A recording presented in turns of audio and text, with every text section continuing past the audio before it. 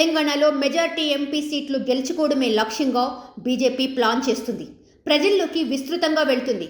Parliament ఎన్నికల్లో తమకు కాంగ్రెస్కు మధ్యనే పోటీ ఉంటుందని బీజేపీ భావిస్తుంది. కాంగ్రెస్తో ఫైట్తో మెజారిటీ సీట్లను గెలుచుకుంటారని బీజేపీ నేతలు ధీమాగా చెబుతున్నారు. ఇప్పటికే మోడీ, షాలు తెలంగాణ నేతలకి దిశానిర్దేశం చేశారు. 2 జాబితాల్లో అభ్యర్థులని ఖరారు చేశారు. ఇక 3 రోజుల క్రితమే షా వచ్చి తమ టార్గెట్ ఏంటో చెప్పి క్యాడర్లో జోష్ నింపగా తాజాగా మోడీ రంగంలోకి దిగారు. లోక్సభ ఎన్నికల ప్రచారం కోసం మోడీ రాష్ట్రానికి వచ్చారు. కేరళ నుంచి ప్రత్యేక విమానంలో బేగంపేట విమానాశ్రయం చేరుకున్నారు. అక్కడి నుంచి రోడ్డు మార్గం ద్వారా మల్కాజ్గిరి వెళ్తారు. ప్రస్తుతం అక్కడ మోదీ రోడ్ షో సాగుతుంది. మిర్జాలగూడ నుంచి మల్కాజ్గిరి క్రాస్ వరకు 1.2 కిలోమీటర్ల మోదీ రోడ్ షో నిర్వహించనున్నారు. రోడ్ షో అనంతరం రాజ్ భవన్కు చేరుకోనున్న ఆయన రాత్రికి అక్కడే బస చేయనున్నారు. ఇక శనివారం ఉదయం 10:45 రాజ్ భవన్ నుంచి బేగంపేట విమానాశ్రయానికి చేరుకోనున్న ప్రధాని మోదీ అక్కడి నుంచి ప్రత్యేక హెలికాప్టర్లో నాగర్ కర్నూల్కు వెళ్లనున్నారు.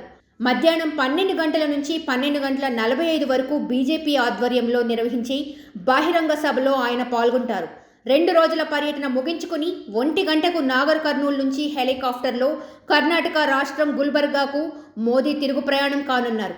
ఒక్కరోజు గ్యాప్లో మళ్లీ 18న మరోమారు ప్రధాని మోదీ రాష్ట్రానికి రానున్నారు. జగిత్యాలలో బీజేపీ ఆధ్వర్యంలో నిర్వహించే బహిరంగ సభలో ఆయన పాల్గొననున్నారు. ఈ నెల 5, 6 తేదీల్లోనూ ప్రధానమంత్రి తెలంగాణలో పర్యటించారు. అధికారిక కార్యక్రమాలతో పాటు భారతీయ జనతా పార్టీ ఆధ్వర్యంలో ఆదిలాబాద్, సంగారెడ్డిలో నిర్వహించిన విజయ సంకల్ప సభలో మోదీ పాల్గొన్నారు. మళ్లీ రాష్ట్రంలో 3 రోజుల పాటు ప్రధాని పర్యటన కొనసాగుతుంది. ఒక్క నెలలోని నరేంద్ర మోదీ 5 సార్లు తెలంగాణలో పర్యటిస్తుండటంతో కాషాయ శ్రేణుల్లో నూతన ఉత్సాహం నెలకొంది. అంతేకాక తెలంగాణ ఎన్నికల్ని ఎంత ప్రతిష్టాత్మకంగా తీసుకుందో అర్థమవుతుంది. దేశంలోనే అత్యధిక ఓటర్లు ఉన్న మల్కాజ్గిరిలో ఈటెల రాజేందర్ని బీజేపీ అభ్యర్థిగా ప్రకటించింది.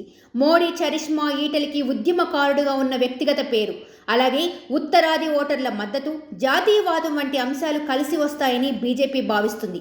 ప్రస్తుతం మోడీ రోడ్ షో తర్వాత ఈటెల గ్రాఫ్ మరింత పెరగవచ్చని కమలదళం నమ్ముతుంది.